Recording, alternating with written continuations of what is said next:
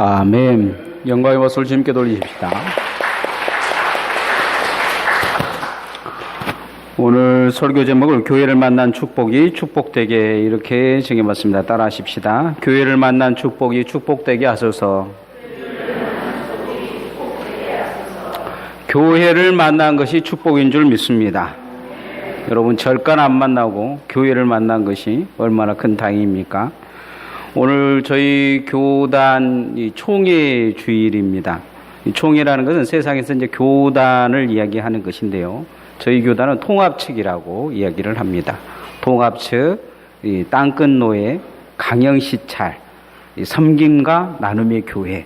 우리 섬김과 나눔의 교회 앞에 이렇게 많은 수식어가 붙습니다. 이 모든 걸 통합적으로 한마디로 말하면 이 교회라고 말할 수가 있습니다. 교회란 어떤 곳이냐? 우리가 교회를 다니면서 교회에 대한 이야기를 많이 들었지만 교회는 구원받은 공동체, 구원받은 사람들이 모인 모임을 교회라고 합니다. 헬라어로는 에클레시아 이렇게 이야기를 합니다. 한번 따라해 보십시다. 에클레시아. 예, 좀 그래도 교회를 다니면 좀 똑똑한 척도 해봐야죠.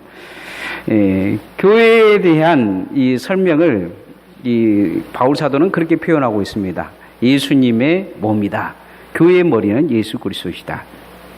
여러분, 교회를 계속 다니면서 한 가지 궁금한 것을 경험해 보신 적이 없습니까? 왜 교회 다녀야 될까요? 그냥 예수 믿으면 되지.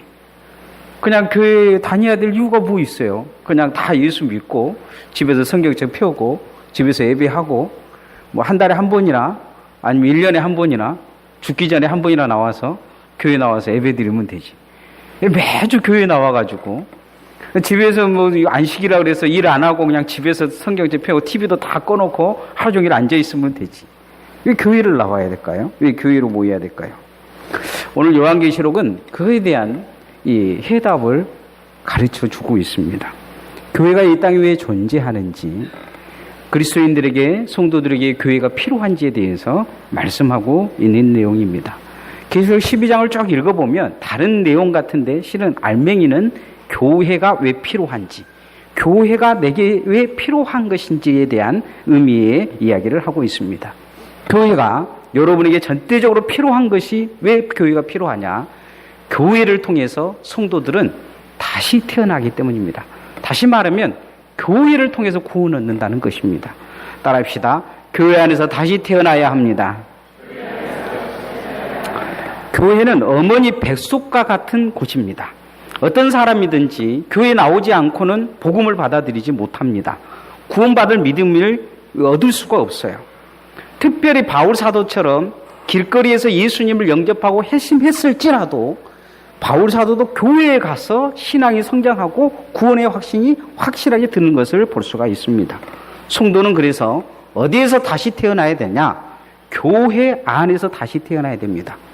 어머니 뱃속이 없으면 아이가 태어날 수 없으시 교회가 없이는 구원받은 믿음을 얻을 수가 없습니다. 그래서 교회가 필요한 것입니다. 교회 안에 있어야 될 이유가 거기에 있습니다. 따라합시다. 교회 안에서 태어나야 합니다. 네, 교회 안에서 태어나야 됩니다. 교회 처음 나오신 분들은 이해되지 않는 말이죠. 요즘 불임한 결혼한 사람들이 많아가지고 정 안 되면 시험관 아기라도 가지려고 하는 모습을 볼 수가 있습니다. 드라마에서 이런 사람들이 하는 이야기가 있어요. 이 착상이 된다, 안 된다 이런 말을 하죠. 이 착상이 됐다는 것은 이제 애기 씨가 애기 집 안에서 자리를 잡았다는 거죠. 그리고는 이제 생명체로서 어머니 뱃속 안에서 자궁 안에서 성장을 해 간다는 것입니다. 교회 안에서도 성도들도 마찬가지입니다. 교회 나왔다고 다 구원받느냐? 그렇지 않아요.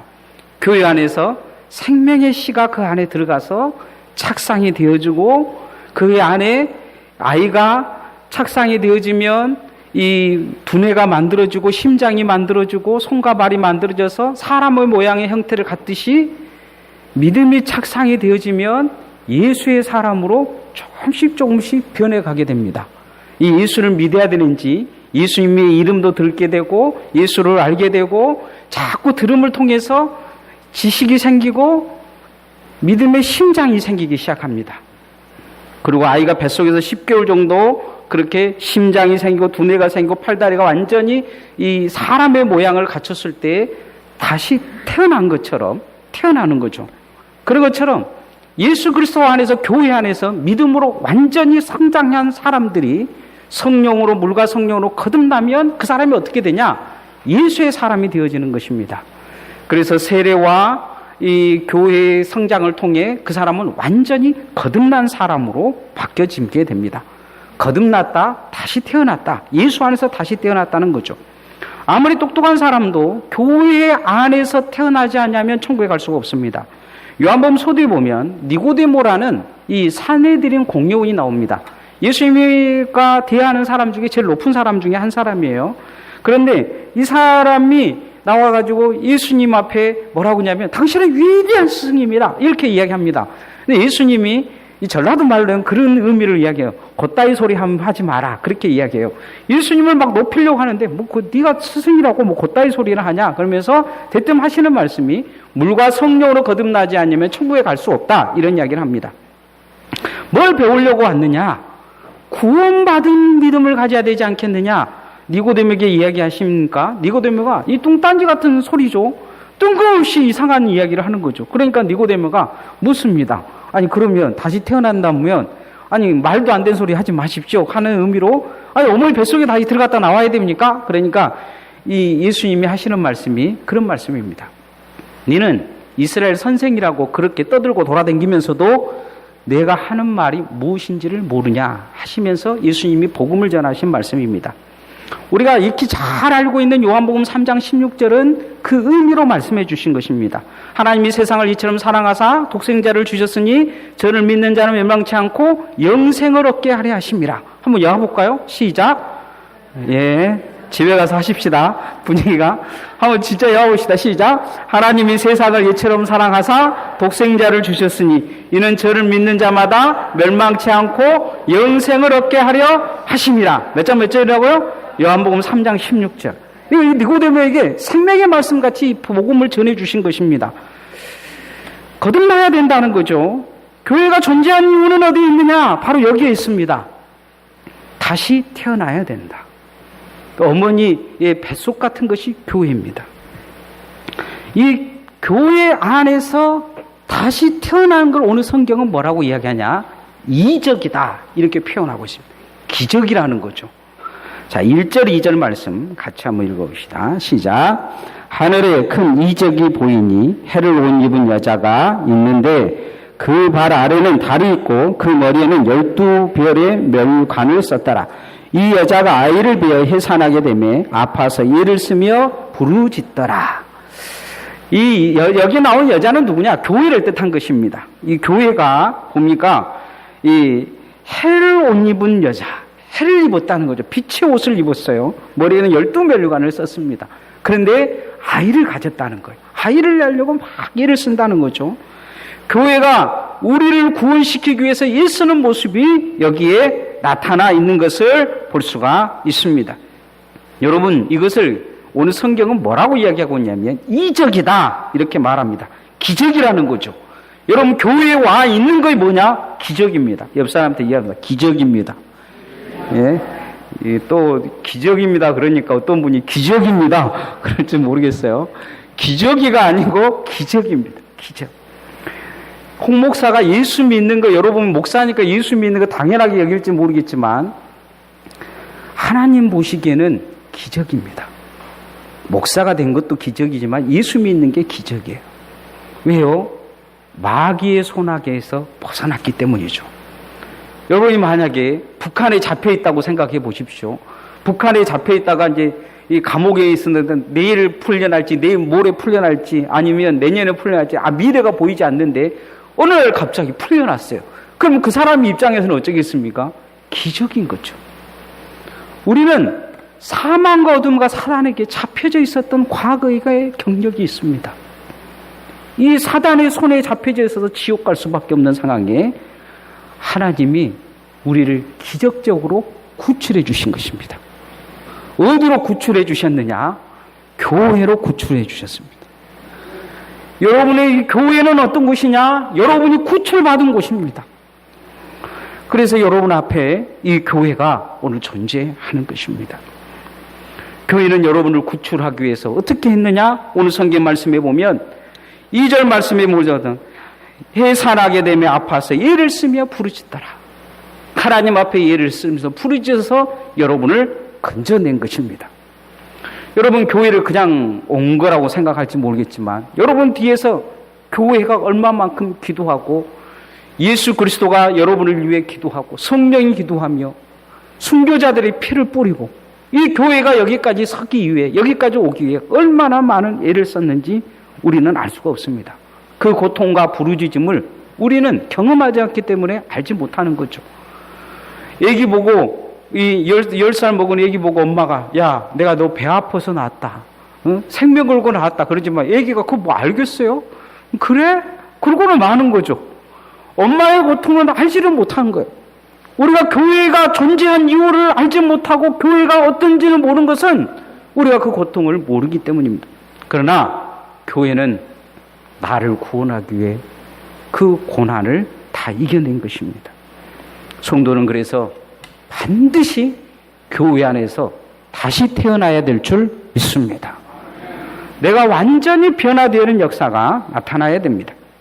그리고 우리 선민기가 나눔의 교회가 이 강진 땅에 이 영적 산모가 되어지기를 소원합니다.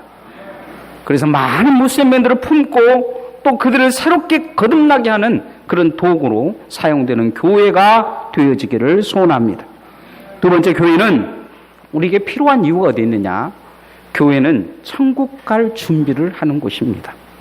천국 갈 준비가 되어진 곳이에요. 따라합시다. 교회는 천국 갈 준비가 되어지는 곳입니다.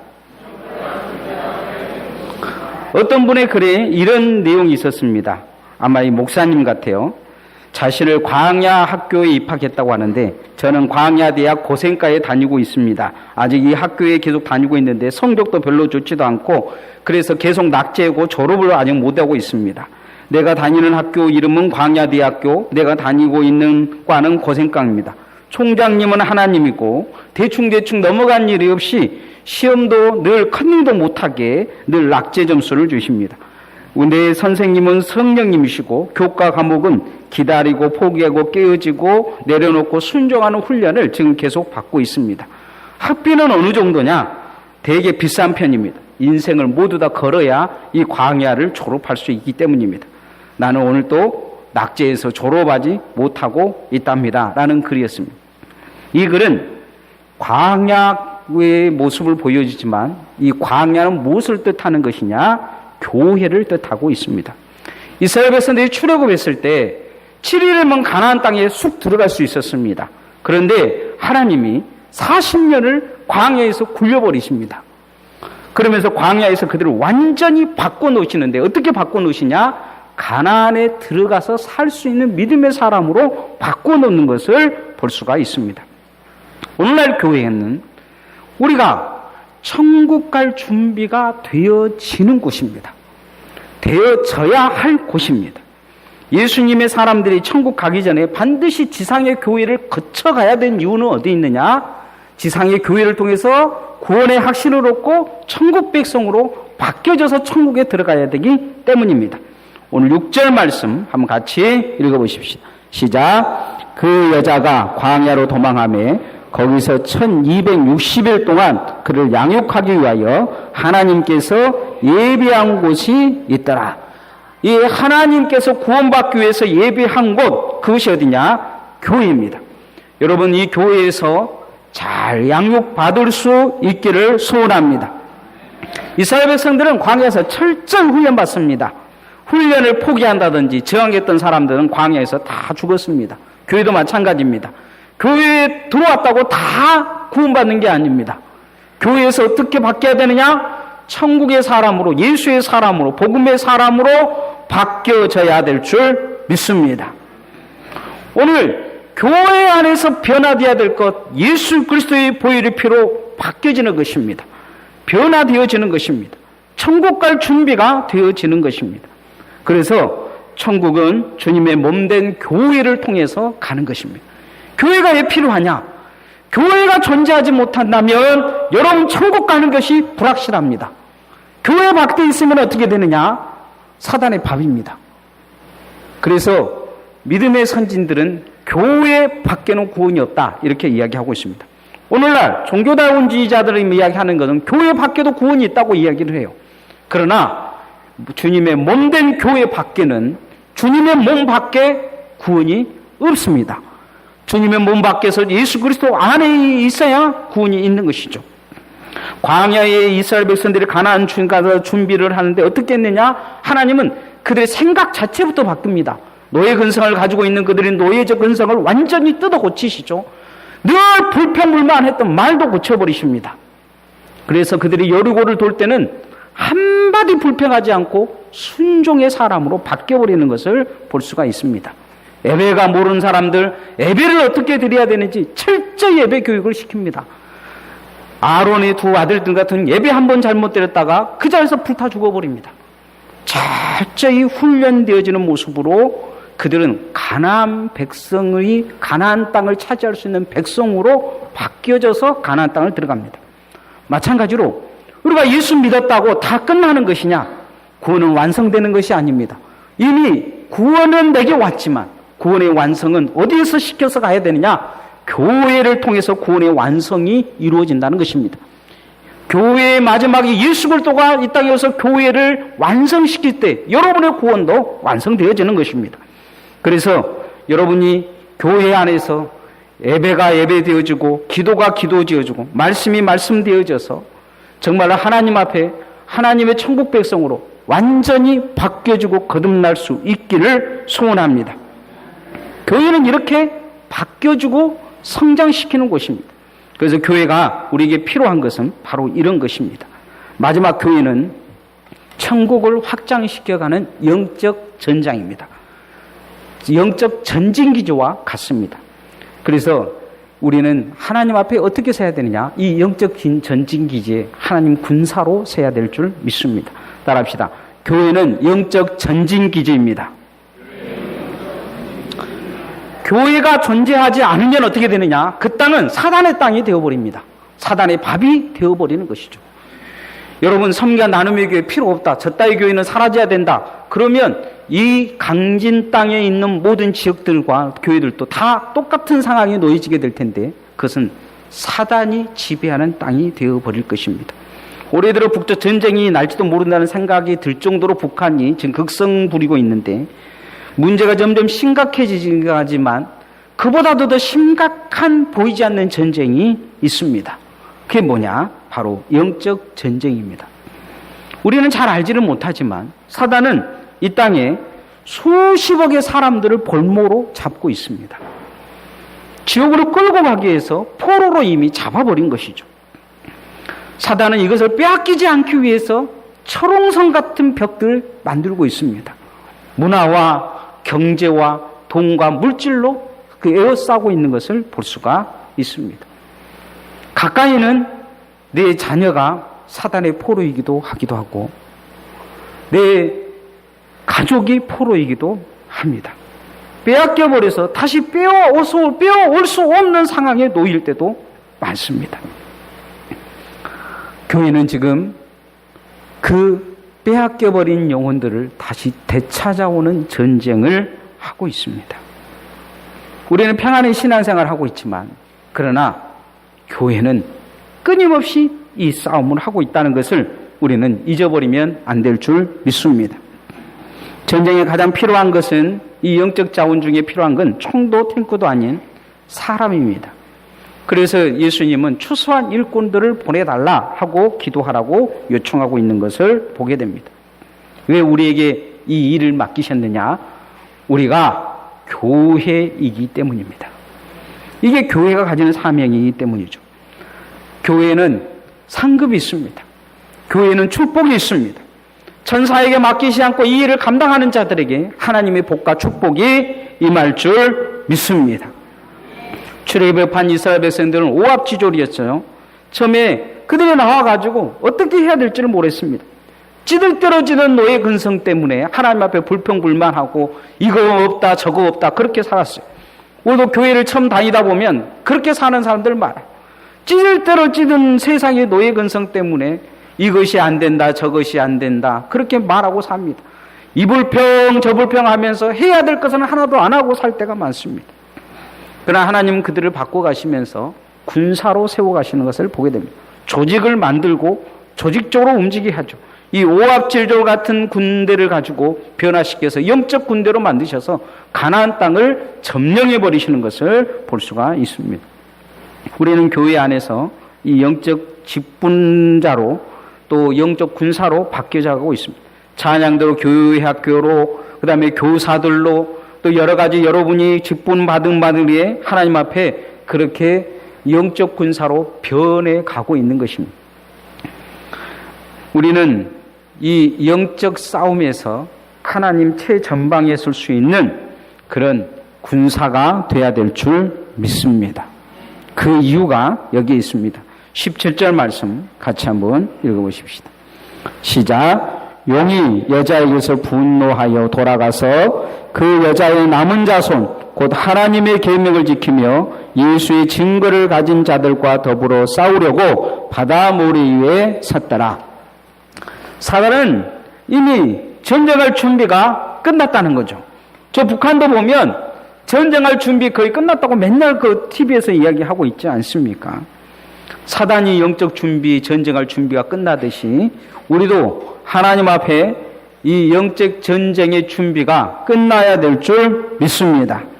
성경에 보면 기드론 300용사가 미디안 13만 5천 명을 무찌른 이야기가 나옵니다. 근데 세계사에 보면 이런 일이 중동의 전쟁 중에 한 번 있는 적이 있습니다. 서양사 중에 300명이 25만 페르시아 대군과 맞서서 며칠을 버틴 이야기가 나옵니다. 영화 300이라는 영화로도 몇 년 전에 만들어졌는데요. 당시 이 그리스 군대들은 패배의식이 접혀져 있었어요.